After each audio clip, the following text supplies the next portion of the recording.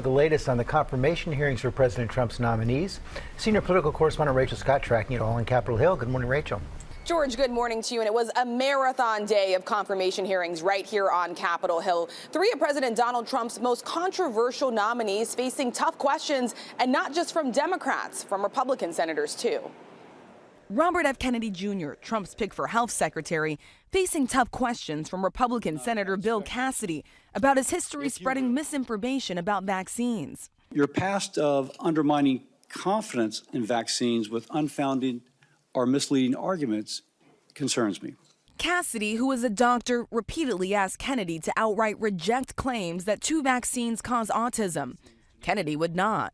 Senator, I am not going into the agency with any. Well, that's kind of a yes or no question, because because the data is there, and that's kind of a yes or no. And I don't mean to cut you off, but that really is a yes or no.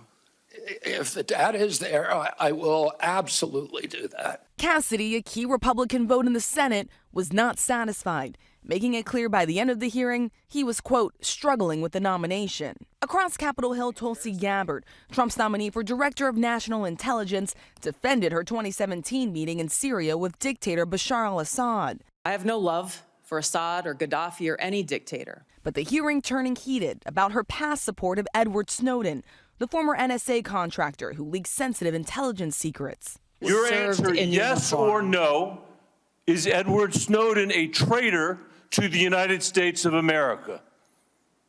As someone who has worn our uniform in combat, I understand how critical our national security is. Apparently you don't.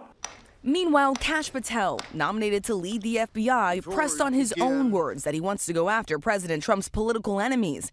Patel tried to strike a different tone. There will be no politicization at the FBI. There will be no retributive actions taken by any FBI should I be confirmed as the FBI director. But in a rare move, he did split with President Trump on commuting the sentences of rioters who attacked officers on January 6th. I do not agree with the commutation of any sentence of any individual who committed violence against law enforcement.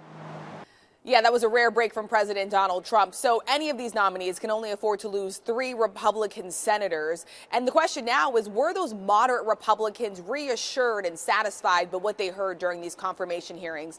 And George, just one more thing that is breaking this morning. Sources tell us that multiple senior FBI officials have been given this ultimatum to either resign immediately, be demoted, or be fired. We are learning this morning from sources that many of these officials were promoted under the previous FBI director, Christopher Wray. But this is coming at a very striking time. It was just as Kash Patel was in these confirmation hearings, really trying to reassure senators that the FBI can remain independent and that he would not make good on any of his previous claims to go after President Donald Trump's political enemies, George. What happens before he's confirmed?